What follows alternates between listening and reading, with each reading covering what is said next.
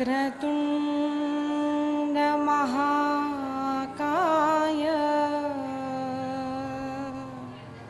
सूर्यकोटि समप्रभ निर्विघ्नं कुरु मे देव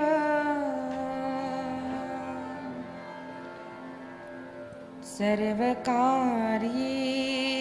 सर्वदा।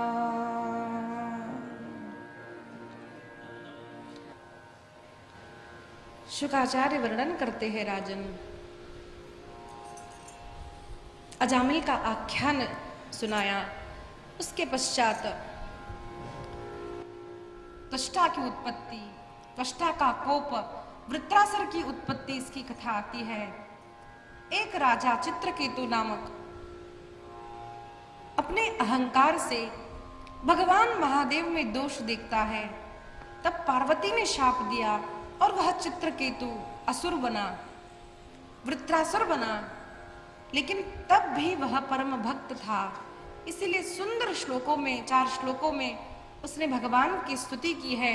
अहम हरे तव पादैकमूल दासानुदासो भवितास्मि भूयः मनस्मरेता सुपतेर गुणांस्ते गुणीतवा कर्म करोतु कायः ननाकपृष्टं न च पारमेष्टं न सार्वभौमं न रसाधिपत्यं न योगसिद्धिरपुनर्भवं वा समञ्जसत्वा विरहय्यकांक्ष अजातपक्षा इव मातरं खगाः स्तन्यं यथा वत्सतराक्षुधार्ताः प्रियं प्रियेव विशुतं विशन्ना मनोरविन्दाक्ष दिदृक्षते त्वाम् ममोत्तम श्लोक जनेषु सख्यं संसार चक्रे भ्रमत स्वकर्मभिः त्वन्माययात्मशदारगेहे श्वासक्त चित्तस्य नाथ भूयात्।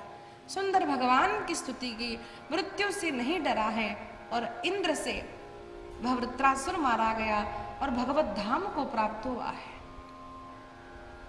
षष्ठम स्कंद की पूर्ति होती है और सप्तम स्कंद में परीक्षित जी महाराज प्रश्न पूछते हैं। भगवान की अनेक लीलाएं हैं। उन लीलाओं का जब मैं चिंतन करता हूं तब ऐसा लगता है कि भगवान पक्षपात करते हैं। भगवान पक्षपात क्यों करते हैं? जब यह प्रश्न पूछा तो शुकाचार्य कहने लगे, राजन, यही प्रश्न नारद जी से आपके दादाजी ने, धर्मराज ने, युधिष्ठिर ने पूछा था। कब पूछा था महाराज? जब राजसूय यज्ञ का आयोजन हुआ तब सभा में सभी लोग बैठे थे। वहां पर भगवान के बुआ का ही पुत्र शिशुपाल भगवान का विरोध करता है, भगवान को अपशब्द बोलता है। जब भगवान की प्रथम पूजा का निर्णय हुआ, पांडवों ने सुंदर राजसूय यज्ञ किया है। अनेक देशों के राजाओं को जीतकर धनुर्धर अर्जुन, भीम और नकुल सहदेव आए हैं। सभी सर्वत्र आनंद है। अनेक राजाओं को निमंत्रण दिया गया। अब प्रश्न उठा कि प्रथम पूजन किसका किया जाए। भीष्माचार्य, कृपाचार्य, द्रोणाचार्य सभी ने कहा भगवान श्री कृष्ण द्वारिकाधीश का। जरासंध का पुत्र सहदेव भी कहता है कि भगवान का ही पहला पूजन हो। तब वहां पर भगवान का ही भाई, बुआ का पुत्र शिशुपाल आता है, अनेक अपशब्द भगवान को बोलता है। तब भगवान ने अपनी बुआ को वचन दिए अनुसार उसके 100 अपराध क्षमा करके, जैसे ही 100वां अपराध होता है, भगवान ने अपने सुदर्शन चक्र निकालकर उसका शिरच्छेद कर दिया है। और सभी ने देखा जैसे ही शिरच्छेद हुआ, उस शिशुपाल में से एक दिव्य ज्योत निकल करके भगवान में प्रविष्ट हो गई। सबने यह आश्चर्य देखा। तब शुकाचार्य से पूछा परीक्षित ने कि भगवान ये कैसे हुआ, कौन था ये शिशुपाल? तब कथा आती है सनकादि ऋषियों की। सनक, सनातन, सनंदन, सनत कुमार चारों ही ब्रह्मा जी के आदि मानस पुत्र है। अखंड 5 वर्ष के आज भी ऐसे ही उसी अवस्था में रहते हैं। अखंड हरिशरणम हरिशरणम हरिशरणम का जप करते रहते हैं, तीर्थ यात्रा करते हैं, भगवान नाम स्मरण करते हैं, भगवान नाम का, भगवत कथा का प्रचार करते हैं। और जब घूमते घूमते वे भगवान का दर्शन करने के लिए वैकुंठ गए, एक द्वार, दूसरा, तीसरा, चौथा, 5वां, 6ठा द्वार वे पार कर गए, लेकिन जैसे ही 7वां द्वार आया, वहां पर जय और विजय खड़े थे, भगवान के दूत, और उन्होंने उसे रोक दिया। उन दोनों ने उन सुमनत कुमारों को रोक दिया, कहा आप रुक जाइए, आप नहीं जा सकते अंदर। अरे आपके वस्त्र देखिए, आपका वेश देखिए। उन पर हंसने लगे। तब सनत कुमारों को क्रोध आया और उन्होंने शाप दे दिया कि भगवान के धाम में रहकर भी जीव के वस्त्रों को देखकर, जीव के वेश को आप महत्व देते हो।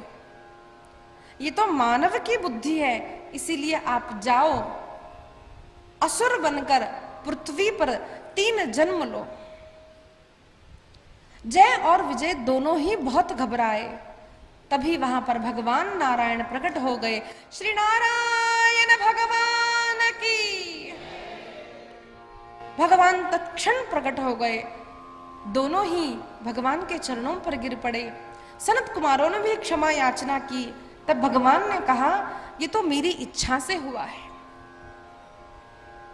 भगवान ने कहा ये 3 जन्म लेंगे तो ये मेरे दास है, दास जब भूल करे तो स्वामी का भी उसमें कोई ना कोई भाग होता है, अतः उनके उद्धार के लिए मैं 4 जन्म लूंगा, 4 अवतार लूंगा। वे ही जय और विजय हिरण्याक्ष हिरण्यकश्यपु बने, वे ही शिशुपाल और दंतवक्त्र बने, और वे ही रावण और कुंभकर्ण बने। उनके उद्धार के लिए भगवान वराह रूप में हिरण्याक्ष का उद्धार करते हैं, नृसिंह रूप में हिरण्यकश्यपु का उद्धार करते हैं, शिशुपाल दंतवक्त्र का उद्धार भगवान श्री कृष्ण रूप में करते हैं, तो रावण और कुंभकर्ण का उद्धार भगवान श्री राम बनकर करते हैं।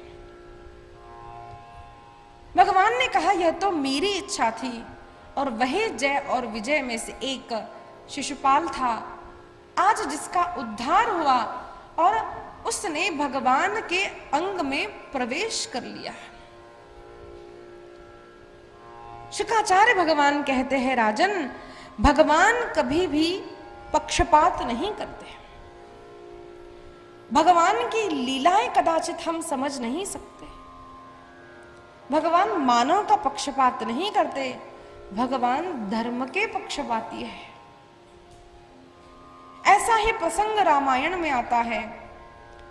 जब सारे असुर मारे गए, जब रावण मारा गया, कुंभकर्ण मारा गया, जब इंद्रजित मारा गया रावण का पुत्र, तब आकाश में सारे देवी देवता आते हैं, भगवान श्री रामचंद्र की जय, श्री रामचंद्र की जय, जय घोष करते हैं, पुष्प वृष्टि करते हैं। और भगवान से पूछा है, प्रभु हम आपकी क्या सेवा करें, इस दुष्ट रावण से आपने हम सबको मुक्त किया है। तब भगवान ने कहा, इंद्र तुम यहां पर अमृत की वृष्टि करो, अमृत की वर्षा करो, लेकिन केवल वानरों पर करना, असुरों पर नहीं। तब वहां पर भी हमें लगता है कि अरे भगवान तो अपने भक्त वानरों के पक्षपाती है। बात ऐसी नहीं है। देखिए इस संसार में जो चीज जैसी दिखती है, जिसका बर्तन जैसा दिखता है ना वैसा नहीं होता। हम अनेक लोगों को दिखते हैं राम राम राम राम करने वाले, लेकिन ऐसे लोग होते हैं मुख में राम नाम और बगल में छुरी। बाहर तो प्रणाम करेंगे, खूब मीठा मीठा बोलेंगे, और अंदर से ऐसे काम करेंगे बस इनके अच्छे कामों में कैसे भी विघ्न पड़ जाए। होते हैं ऐसे लोग। यही संसार है, जो दिखता है वो होता नहीं। कई लोग होते हैं एकदम ऐसे बात करेंगे ऐसे लगेगा ये तो बड़े गुस्से वाले हैं, लेकिन उनका हृदय कोमल होता है। अच्छे हेतु के लिए भी कभी कभार क्रोध करने वाले लोग होते हैं। जैसे एक संत थे हरेराम बाबा, उनके पास कोई आता, जन्मदिन है महाराज जी आशीर्वाद दो, तो बोलते बेटा जल्दी मरोगे जल्दी मरोगे जल्दी मरोगे। तो ऐसे कहने वाले थे, लेकिन साक्षात्कारी संत थे। भगवान का अनेक बार उन्हें दर्शन हुआ था। एक संत कहते हैं संतों को नजर न लग जाए इसीलिए भगवान कभी कभी उनमें ऐसा एक आधा गुण दे देते हैं कि लोगों को लगे भाई ये तो ऐसे है, बस इनसे दूर ही रहो। जैसे माँ अपने छोटे से लाला को सुंदर श्रृंगार करेगी, अच्छे वस्त्र पहनाएगी, जो भी लगाना है सब पाउडर सब लगा देगी, फिर इतना बड़ा काला टीका लगा देगी। क्यों लगा देती है? कि हमारे बालक को नजर न लग जाए। सब अच्छा है, बस किसी को क्रोध आता। ऐसे संतों में, इसीलिए देखिए संतों को पहचानना मुश्किल है। हम अपनी साधारण बुद्धि से संत को नहीं पहचान सकते। दोष दृष्टि अगर हम में हो ना, तो हम अच्छे लोगों को भी समझ नहीं सकते। अच्छा देखो लोगों में भी, कोई भी ठीक है, एक आधा गुण अलग है, लेकिन ये गुण अच्छा है, ठीक है, ये गुण ये अच्छा है। अच्छाई देखते रहो, तब अच्छाई से देखते देखते देखते संतों का भी धीरे धीरे दर्शन हो जाएगा। समझ आ जाएगा कि कौन संत है, कौन धर्मात्मा है, कौन व्यक्ति अच्छा है। अच्छे को देखो, अच्छे का विचार करो। भगवान ने जब ऐसे कहा तो यहां पर शंका की जा सकती है, लेकिन भगवान ने ऐसा क्यों किया? भगवान ने देखा था कि जब ये वानर असुरों से युद्ध करते थे तो जय श्री राम जय श्री राम जय श्री राम करते हुए उनके मुख में भगवान का नाम था, उनके आंखों में राम था, उनकी हाथों में सब, और राम राम राम करते हुए वानर युद्ध करते थे। तो ऐसे वानर भक्त वानरों का दर्शन करते हुए इन असुरों की मृत्यु हुई, तो इनका उद्धार ही हुआ था। और ये वानर रावण महाराज की जय, रावण का जयकार करते हुए नेत्रों में क्रोध और काम लेकर के जो असुर झगड़ा करते थे, उनके साथ युद्ध करके इनकी मृत्यु हुई। इसीलिए इनका उद्धार हो। मृत्यु के समय बुरा सुना, बुरा सोचा, बुरा देखा, तो ये असुरों को देख करके मरे हैं। इसीलिए कहा इन वानरों को जीवित करो, फिर राम नाम ले, फिर भगवान का स्मरण करे और इनका उद्धार हो जाए। और ये असुर दुष्ट होने पर भी इनका उद्धार हो चुका है, और फिर से मानव जन्म उद्धार के बाद ये संभव नहीं है। अरे इनका तो उद्धार हो चुका है, राम राम राम राम सुन करके इनकी मृत्यु हुई है। तो इसीलिए भगवान पक्षपात करते हैं, भगवान धर्म का पक्षपात करते हैं, भगवान हर जीव का उद्धार करते हैं। राजन, यही प्रश्न युधिष्ठिर ने नारद जी से पूछा, तब नारद जी ने बताया कि भगवान पक्षपाती नहीं है। उन्हें जय और विजय की कथा सुनाई, और यहां पर नारद जी ने जो कथा सुनाई वही कथा मैं तुम्हें सुनाता हूं। ऐसा कहकर शुकाचार्य जी महाराज बाल भक्त प्रहलाद की कथा सुनाते हैं। शुकाचार्य वर्णन करते हैं, राजन तस्मैद वैरानुबंधेन निर्वैरेण भयेन वा स्नेहात्मकामेन वा युञ्ज्यात् कथन चिन्ने क्षते पृथक। छोटा सा प्रहलाद, उसका जन्म कैसे हुआ? हिरण्यकश्यपु हिरण्याक्ष का वध हुआ यह वार्ता सुनता है, भाई मारा गया, इससे अत्यंत क्रोधित हो जाता है और वह देखता है कि मां अत्यंत दुखी है। तो मां को इस हिरण्यकश्यपु ने बड़ी सुंदर रीति से ज्ञान प्रदान किया है। अरे मां, कभी ना कभी सभी की मृत्यु होती है, मरने वाले के लिए शोक नहीं करना चाहिए। अगर हम ये उसका प्रवचन यहाँ पर सुनेंगे तो हमें लगेगा अरे ये तो प्रहलाद से भी बड़ा भक्त है, लेकिन है असुर। ऐसे होते हैं हमारे जीवन में भी लोग। अब देखिए, किसी से बात करेंगे ना, इतनी अच्छी अच्छी बढ़िया बातें, सारा भागवत सुना देंगे बोलने में, लोगों को लगेगा बस भाई कितने अच्छे, बहुत अच्छे। इसीलिए अभी हमने सुना ना, जो जैसा बात करता है वो वैसा ही ऐसा नहीं है, जिसका आचरण अच्छा है वो अच्छा है। आचरण कैसा है उसका? करता क्या है हिरण्यकश्यपु? मां को समझाता है और फिर तपश्चर्या करने जाता है कि मैं उस विष्णु को मार दूंगा जिसने मेरे भाई को मारा है। ओम ब्रह्मदेवाय अनेक काल तक वह तपश्चर्या करता है। ब्रह्मदेव प्रकट हो जाते हैं, तब ब्रह्मा जी से मांगता है, ब्रह्मा जी ऐसा वरदान दीजिए कि मैं कभी मरूं ही नहीं। तो ब्रह्मा जी ने कहा, इस पृथ्वी पर जो भी जन्म लेता है वह मृत्यु को प्राप्त ही होता है, दूसरा कुछ मांग लो। तब अपने को अत्यंत चतुर समझने वाला यह हिरण्यकश्यपु मांगता है, मैं दिन में न मरूं, मैं रात में न मरूं, मैं ऊपर न मरूं, न मैं नीचे मरूं, न मैं अंदर मरूं, न मैं बाहर मरूं, न मैं अस्त्र से मरूं, न मैं शस्त्र से मरूं, न मैं मनुष्य से मरूं, न मैं पशु से मरूं, न मैं सुबह मरूं, न मैं रात में मरूं। इस प्रकार का वरदान जब उसने मांग लिया, ब्रह्मा जी ने तथास्तु कहा और वहां से अंतर्धान हो गए।